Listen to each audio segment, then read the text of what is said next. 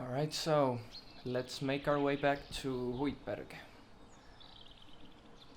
It's still one of my favorite places ever. And looking back at it, in the middle of autumn already, it's definitely giving like warmth to my soul. It was summer back then.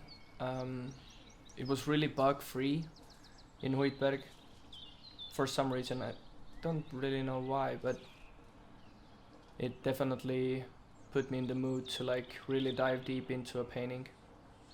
But the painting you see right now, it's the basis of it. It was actually made in a summer camp, my first ever art summer camp.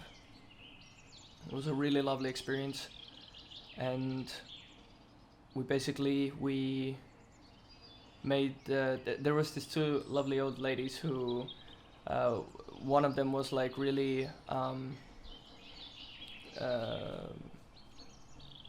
of them was really enjoying the Japanese culture, and she was keen on sharing her experiences that she had when she was traveling. So we had the awesome opportunity to just experiment with different types of like traditional Japanese art techniques. So we started off with like just crucify me if I'm wrong, but douche. I hope it's douche, not like a douche, but a douche. And we made enzos, so it's like the circle of life. Basically, you make one very specific circle, and then that's it, and that's your enzo. And there are people who like practice it throughout their entire lives, but I just made one and I'm really proud of it. Then we had, what did we have more? We had like a clay therapy. it was a funky one. You just play around with the material and smush it and squish it and pass it on to your partner. It was a good time. Then we had a bit of how art can be. Sometimes you have to let all your like anger and emotions out. So we had like a taekwondo teacher come to like introduce his like club to us. So we had the lovely opportunity to beat each other up a little bit. It was a good time. I was like struck to the ground, and yeah, felt good, felt refreshing. And then we made like acrylic washes. It was like my first ever experience with an acrylic wash, if we don't count the last Huitberg's painting that I did in the rain, where the acrylic just kept on being like, it was like wet on wet. So yeah, it was definitely something new, and I love to experiment with it, and I think it would make for actually a good video as well. So maybe sometime in the future we might actually have the lovely opportunity to to make like an acrylic wash collab, or just a singular video thingy. Yeah, that was really cool actually. I really did enjoy it. Then we made like cherry trees, or like a cherry branch.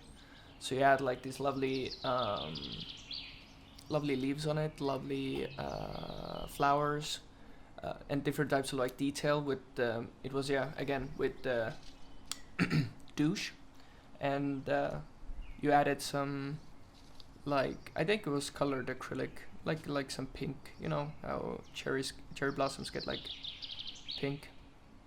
Yeah, that was really cool. And we had a hike with a lovely fella to the sea, and of course we drank a lot because it was still like an adult's camp. Yeah, it was good. You know how artists do. But yeah, the painting that you saw in the beginning, that actually has taken a quite a different I guess like it is just taken a different turn. It was actually initially like the last painting that we had time to do. We just were basically given a canvas and the last couple of minutes to like, okay, here's the supplies, just enjoy and do what you gotta do. So we just started scrambling, and I made this painting that I felt like never was really finished, and it didn't get the attention and the love that it deserved. So it got a portion of it, and it was a lovely basis to start on, but I felt the need to start again. And it initially took like this lovely geometric um, feeling to it, a lot of shapes, a lot of lines, and the blue in the background at the very start gave it like this lovely floaty feeling. But at some point I got like fed up with it. It was like kind of claustrophobic and didn't really evoke like anything in me, so I got bored of it and I didn't really know what to do with it moving forward. So I did the thing that the Huitberg does, the letting go thing. So I just started smudging. I forgot like what is art. I forgot how to follow certain types of rules and stuff, and I just wanted to do what the painting wanted to do. And my god, when I was like multiple times during these stages, I was just like, oh my god, this is like horrible. But you don't really have to. When you paint so intuitively, you don't really have to be um, looking for the ending of the painting. You just need to see where it wants to go.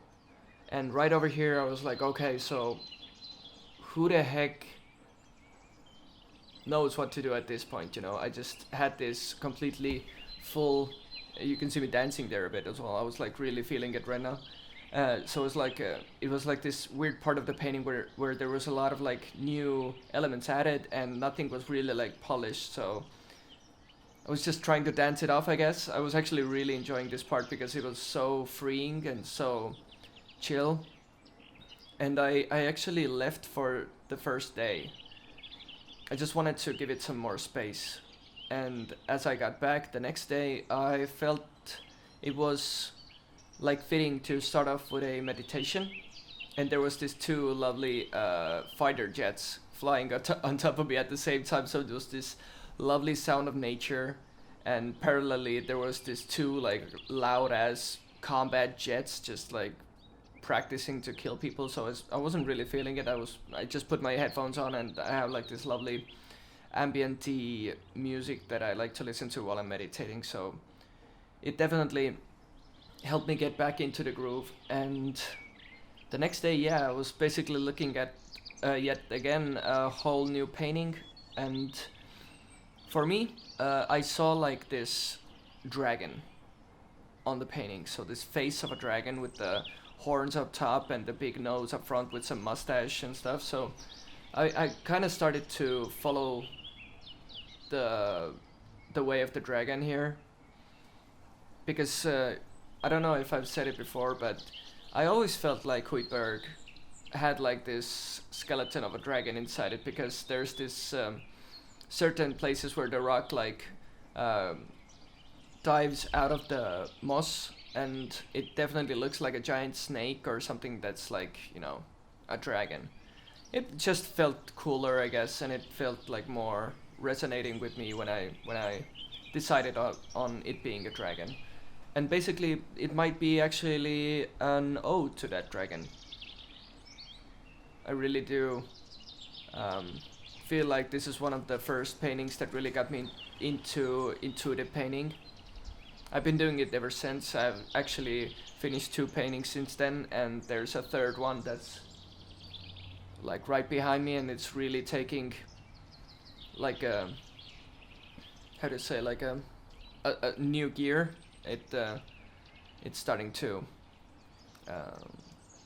take shape as well. And yeah, this particular painting, I do enjoy that I decided on sticking with the colder tones, because it just felt, during that summer, you always want what you don't have, right? I was like super hot, and at the same time it helped me like kind of cool down, I guess, to get like some greens. And I don't know, green actually isn't that cold here, but the blues definitely and the black on the background, I think really sticks out to, at least for my eyes, the most. And yeah, I do enjoy the way the colors like sit on the painting. And at this time, I really like felt the first detail like popping out. So the how do you say gone? Like the space between the dog's eyes and its nose, the place where the whiskers are and the jaw and the stuff. So the maybe it is the jaw. No, it can't be. The muck. You know, I think it's going to be like a running theme here. Me not knowing specific words that I try to express. Yeah. So yeah, the gone was definitely something that helped me ground the head itself, because I think if I wouldn't have focused on any of the details, it would have fallen apart again, which isn't a bad thing, and now I actually really do enjoy it. But you know, you gotta take your first baby steps every time you like try something new, and you don't really know when to stop the painting, when to move on, or when to stop adding, or when to take stuff away. So you just need to experiment, especially when the painting tries to come from the art, you know.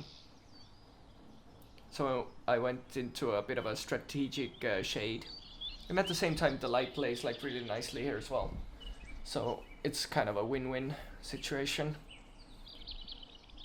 I like how the painting like sits halfway on the shade, so it gives it like this ominous look of me like looking at this spirit through like a portal, or like a mirror maybe.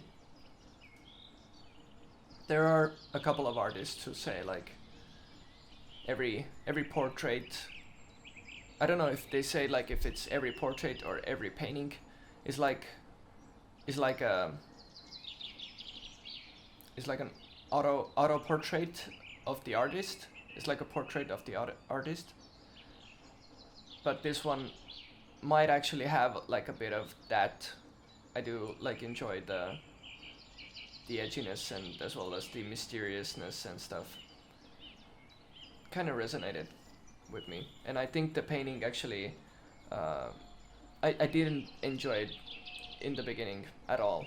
I felt like it was finished, but it was like it was just bad, you know. It wasn't like up to my standards. Here I was like trying to like take the moss and trying to like scramble for different types of just tools and ways of adding to the painting to maybe get a different perspective. But nothing seemed to like work really. And here I was like on my last straws. You can actually see me like look up in the distance for a while at some point, because I was honestly just debating on quitting the entire painting, because I wasn't really, it just wasn't moving the way I was wanting it to move. But you just gotta muscle through it sometimes, you know. I got done with the painting and I made paintings that I loved 50 times more since then, and it was definitely a learning process for me, and it gave way to a whole new way of painting for me. Just to like, yeah, you can see here I was like, dude, this shit ain't working. Like, yeah, it was a rough one, this painting. I would have loved for someone to maybe look at the painting from the sides at like maybe half an hour intervals and just tell me like, okay, dude, just stop, move on with it. And I would have been like happy with it, honestly, many times. Even before I added the, you know, the wild lines after the geometric shape, because, you know, when it was just the shapes, it actually was like easy to look at, lovely. If I would have put it in a like a nice frame, it would have been like a nice, safe painting. But that's not what I'm not what I'm about right now. I want to like experiment and fail and fall and then learn and then stand up again. And yeah, it's definitely the part where I'm at right now. It's tough to find the kick to keep pushing on. But it's definitely something that I enjoy at the same time, because once I get out of this hole, it's going to be epic. Yeah. And I decided on the white. I think it was too much white at the end, but at the same time, kind of pulls you in at the same time, gives it some depth, some space. And that's pretty much it, actually. That's the Dragon of Huitberg. And I really do hope you enjoyed it. And I hope you guys give me lots of strength to, you know, finish the next video, not within like half a year, right? Alright, but take care, guys. Thanks for watching.